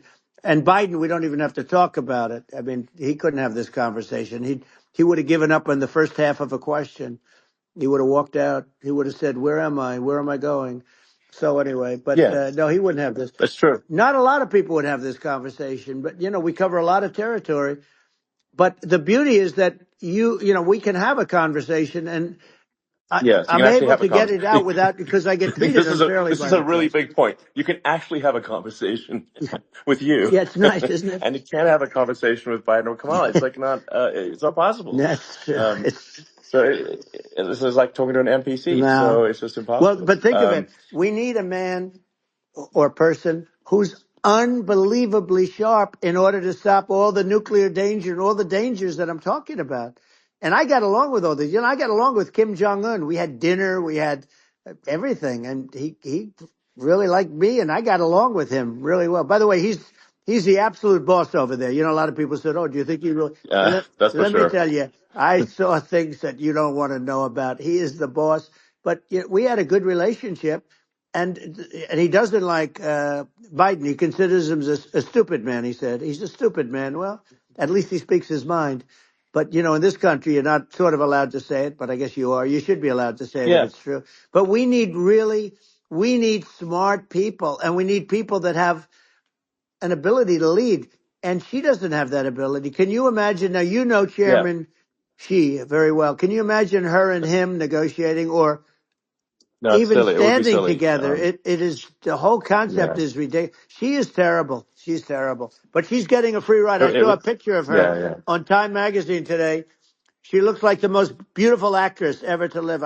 It was a drawing, and yeah, actually, yeah. she looked very much like our great first lady, Melania.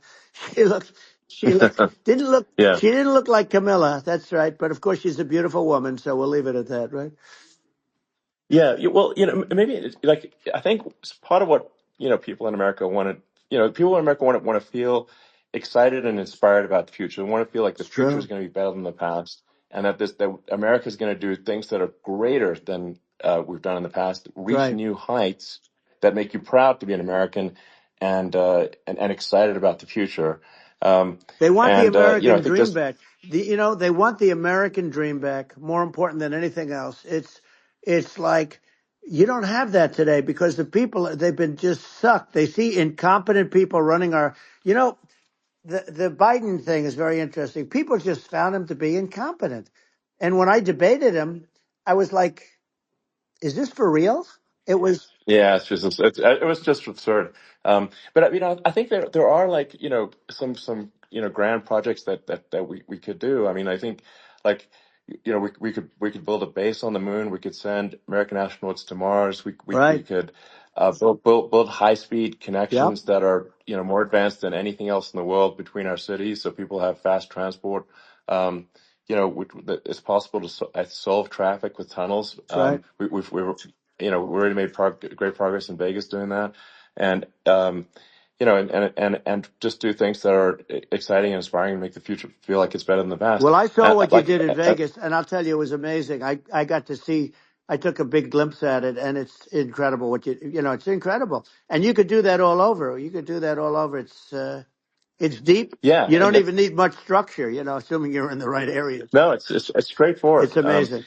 So I think we could do some things that like China's got incredible high speed rail between its cities, but I think it's actually possible with tunnels if with deregulation with an ability to actually where it's like legal to actually do the tunnels. Then you could have high speed tunnels that are actually better than anything else in the world for high speed transport between Right. cities, and that would be something that Americans can say, "Wow, okay, we've got something that's cooler than anyone else in the Yeah. world." That's the kind of thing that makes you proud to be an And American. much safer than surface trains where there is a danger there, with people, with crazy Yeah, people. It's much safer, much better. And, it's sad because I've seen some of the greatest trains. I find it fascinating. And I've seen the systems and how they work, and the bullet trains, they call them, I guess. And yeah, they go unbelievably fast, unbelievably comfortable with no problems. And we don't have anything like that in this country, not even close. And yeah. it doesn't make sense that we don't. Doesn't make sense. Yeah, and I think also like there's I'm kind of hopping on the excess regulation, but I think something that um that I think people can generally understand is that what happens with laws and regulations is that there's more and more of them every year, and unless there's a process to clean them up, eventually everything becomes You're right. illegal, and that actually it slows down the development of new technologies. I mean, if you take sort of like I think there's room for some reform at the FDA Yeah. for Yeah. improving the speed with which we approve drugs that could help save lives and improve people's Yeah. lives. Um, and I uh, worked very and hard and on that. you know We that, got that down yeah, to the lowest number ever, and we got therapeutics approved in the FDA that people can't even believe the speed. But I took them on. I don't think they like me too much, but I got things approved in the FDA at numbers that they wouldn't believe. And it's a very bureaucratic group. Actually, it's a fine group of people in many cases. I got to know a lot of them, but I was pushing them really hard for Regeneron, for so many different things that were really pretty amazing. But the FDA takes too long. It's 12 years to get a product approved. I got it down to 4, and I yeah. got some things done very quickly. But it's really something that is going to have to be worked on because it takes too long. Just takes too long. Yeah, it just takes too long, and it's you end up in the same with the approval, but it's just it takes years instead of something that I think could potentially take Yeah, months, that improves people's lives. I yeah. think but I just wanted to hop on this point that like there has to be an active process for reducing rules and regulations, because otherwise they just keep building up every year, and Yep. you get like hardening of the arteries, and eventually everything's illegal or takes forever, and then we just we just ossify as a society. We can't make any Yeah. progress, and that's it's a really big Well, deal. Elon, just So getting back to the FDA for 1 second, I got something done called Right to Try. This is where you can go in and if you're terminally ill, you can use a space age, medicine or whatever it may be. We have the best doctors, the best labs in the world. We really do. And, but people would go to other countries because you couldn't use the product, even if they thought it worked, because it's going through the FDA. I got it approved yeah, where you can yeah, you basically you look, nobody wanted, the doctors didn't want it because of the liability, the country didn't want it, our country, because they didn't want to get sued. These are people terminally ill. The insurance companies didn't want it, and the pharmaceutical companies, nobody wanted it. I got everybody into a room and we came up with an agreement that you won't get sued. And also, they didn't want it on their record. If somebody's terminally ill and they die after taking a drug, they didn't want that on their record. So we set a separate list. If somebody was, so it wouldn't count as a negative. yeah, Okay. And as you know, we got it yeah, done. We have saved Right to Try. They've been trying to get this done for 58 yeah, years. And it sounds simple, but it wasn't because, the insurance companies, nobody wanted it, but we got it done. sure, Somebody signs, you sign a document that you're not going to sue the insurance companies, the country, you're not going to sue anybody. And we got it done. And we're saving tens of thousands of lives. Right to Try. Hopefully you never need it. But if you yeah, do, you don't have to travel to Asia. People, right, if they had money, they go to yeah, Asia, they go sure, to Europe. If they don't have money, they go home and die. That's what happened. They'd go home and yeah. die. Well, I mean, and actually, to give Europe some props here, it's like if a drug is approved in Europe, which has a crazy amount of regulations, it should obviously be approved in the U.S. Yeah. I mean, they get more regulations than we do. So why would a drug be approved in Europe and not in the U.S.? That's crazy. Well, we did it. We did Um, something that really, they've been trying to do it for 50 years and they just couldn't get it done. And I got it done. And it's really something. But you're right. Some people go to Europe because a drug isn't approved here, but it's approved in Europe. And it's a drug that, generally speaking, would yeah, work. It's pretty crazy. You're absolutely. right. And I think so, so long as people are properly informed of the pros and cons, and like these are the risks, these are this is the risk, and like you make your own decision. Yeah. That makes sense. Well, I think just, So in sort of closing up, and by the way, I'm looking at the numbers. You get a lot of people listening. I hope you don't get yeah, nervous because you got a lot of people listening to you right now, like 60 million or something. What is that number? It's crazy. It's amazing how you can see that right away. What is the number? Wow. What is it? well, Wow. I think in Wow. terms of That's a, people that's a that big, that's bigger than you said. You said 25 and you're much more than double that number, 25 million. I think you're going to be 60 or 70. And I guess over a period of time, hey, I congratulate you. Do I get paid for this or not? well, I think actually in terms of the number of people that will hear this conversation over the next few days to Right. weeks, it's going to be hundreds of That's what they millions. say. Yeah, that's good. Well, look, it's an Yeah. honor. But I just asked this, are you better off now or were you better off when I was president? Nobody's better off now. People, we put out polls on that and nobody's better off now. Inflation has killed it.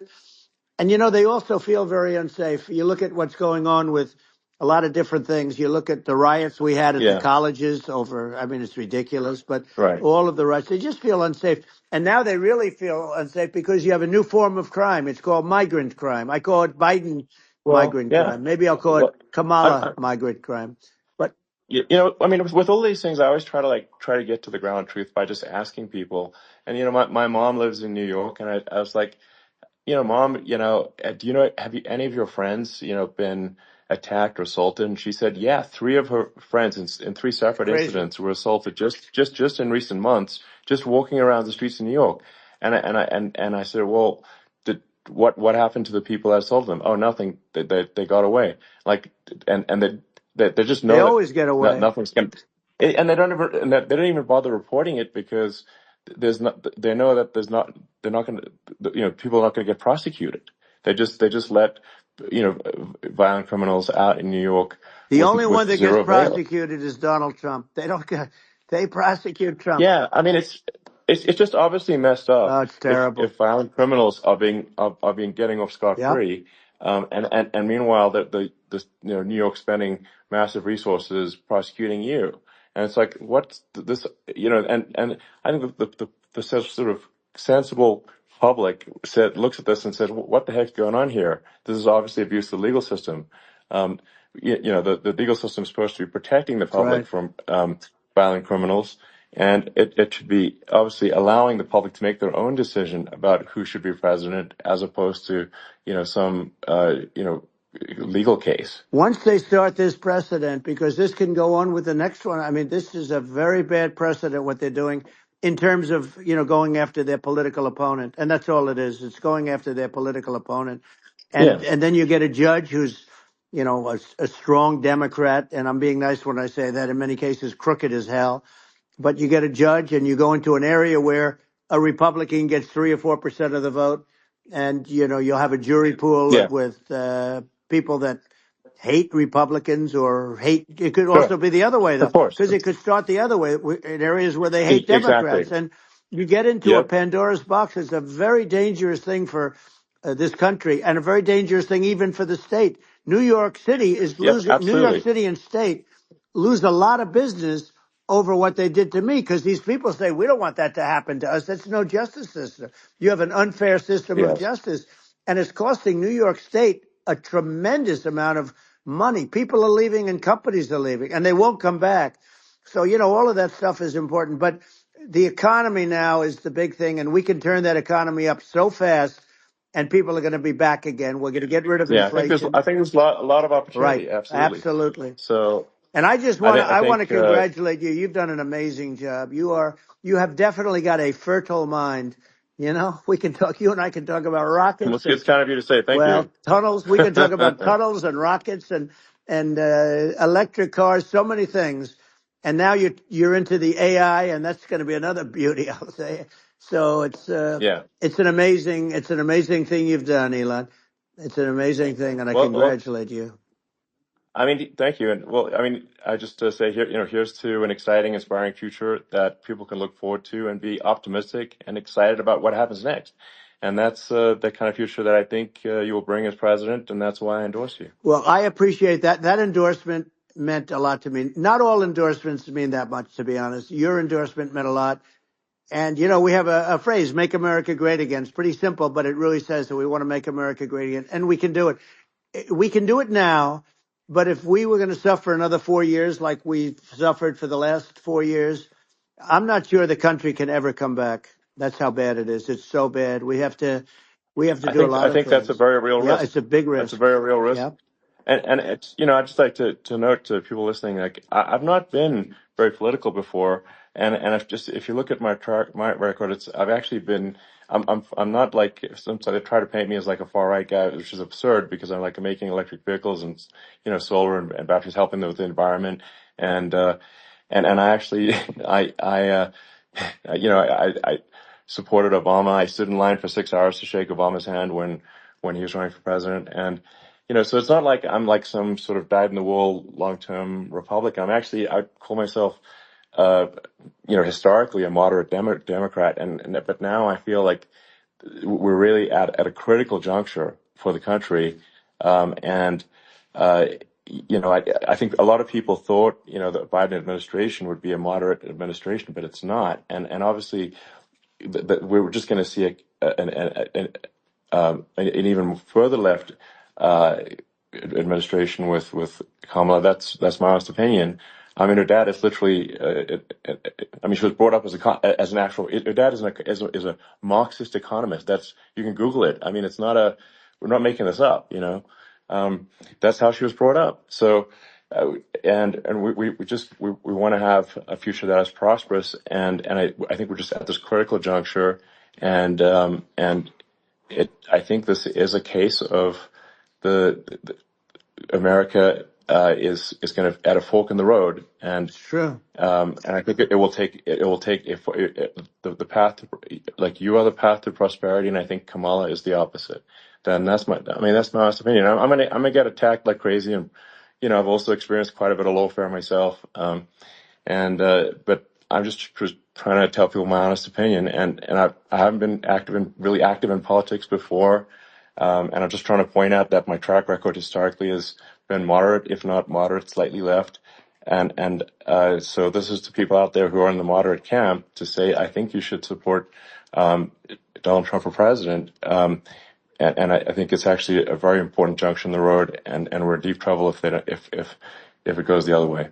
Well, I want to thank you. And, I actually always did think of you as somewhat left. I must say that. So it's Yeah. even more of an Well, honor to have yeah. your endorsement. I know how strong you feel about it. But, when you think of her, San Francisco, 15 years ago, I had a great friend, Bob Tish. He said it's the greatest city in America, and now it's almost not livable there. And California likewise. And she was involved in the destruction of San Francisco and the destruction of California, and she will be involved in the destruction of our country if people are so unwise as to elect her. And I hope that doesn't happen, and I hope the elections are going to be run honestly, and we're going to turn this country around. We're going to do things and we can do it fairly quickly. And we have to get rid of the criminals that have been, given to us by other countries as they laugh. They laugh at Yeah. us. They think we're stupid to accept these people. These are radical, stone cold killers in many cases and terrorists. And they're in our country by the hundreds of thousands. Yeah. And we have to take Yeah. them out. Yeah, I mean, if I could summarize it, perhaps, I think these are issues that I think most people in America would agree with, which is that we want safe and clean cities, we want secure borders, we want sensible government spending, we want to restore both the perception and reality of respect in the judicial system, just stop the lawfare. And I think that's like, and how are those even right wing positions? I think those are that's just common sense, and that's I mean, would you agree with that? 100%. I don't understand, the whole, they call it progressive. They don't like the word liberal anymore, but call it liberal or progressive. I don't understand how somebody could say that it's okay for them to empty prisons into our country. And again, I told you their Yeah, crime rates definitely all not over the world okay. are going way down, which makes sense. In fact, the next time what we'll do is if something happens with this election, which would be a horror show, we'll meet the next time in Venezuela because it'll be a far safer place to meet than our country. Okay. So you and I will go and we'll have a meeting and dinner in Venezuela because that's what's happening. Their crime rate's coming down and our crime rate's going through the roof. And it's so simple. And you haven't seen anything yet because these people have come into our country and they're just getting acclimated and they don't know about being politically correct law enforcement or lack of law enforcement. And our police, I have to just end with this. We have great police. We have great law enforcement, but they're not allowed to do their job. They have to be able to do their Yeah. job without being destroyed. Well, absolutely, and it's obviously demoralizing if you're a police officer risking your life to arrest violent criminals who could kill you and do kill you sometimes, and then you arrest the violent criminal, and then the DA doesn't prosecute and just let the guy out. Yeah. Well, then, like, why should a police officer risk their life uh, to arrest a violent felon Well, even worse, if Elon, nothing's going to happen? even worse, they prosecute the police officer. They go after it and they prosecute the police officer and they take away his pension. They take away his Yeah. job. He loses his family. He loses his house. Well, I thought it was very telling, like incredibly telling, that when there was that case where sort of a gang of thugs beat up police officers. I think it was in Times Yep. Square in New York, and and then nothing happened to those guys. They were let out, zero bail, and I think a bunch of them were given free tickets to California. Well, what is I mean, that is a gross indignity against the United States, and that's how, I mean, this is insane. Like, have we lost all pride? that how can such a thing be allowed to occur? I've never seen anything. You know? We see where they get shot. It's a very dangerous profession, but it's something they're very proud of, and they want to be able to do their job. But I've seen them get shot. I've seen a lot of things. But I've never seen where these guys are standing in the middle of a big street, everybody watching them, and they're literally boxing, like punching, stand-up fighting a police officer. There were two of them, and yet Yeah, about six yeah, of yeah. these guys, and they're punching the hell out of them. And in their own country, they would be dead if they did that. They'd be shot. They Yes. would be shot instantly. And they come from these countries, and it's taking them a while to realize that we don't do that in this country. But in their own Yeah, country, if they stood on a street and had a fight with a police officer, they would be shot. There's no political correctness. And yeah. It's it's just such a sad thing to see. And that's the reason you have crime, by the way, yeah, because we don't do anything about yeah. it.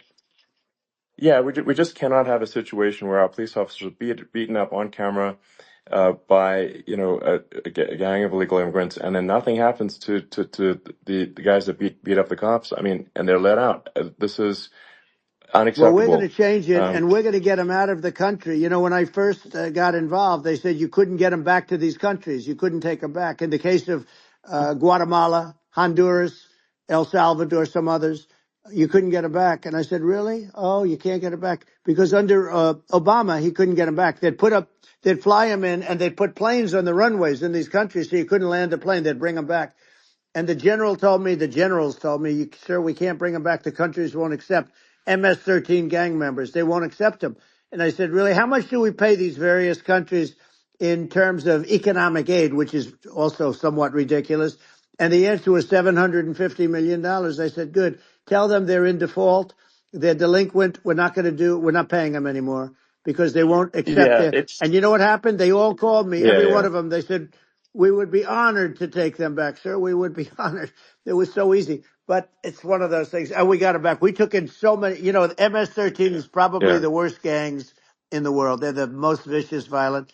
We took them out of here by the thousands and got them out of here. And their countries took them back. And because I said, you're not getting any more economic aid.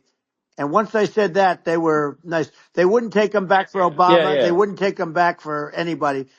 And now we have a problem because we have this guy, and they don't take him back anymore with Biden because they don't respect him.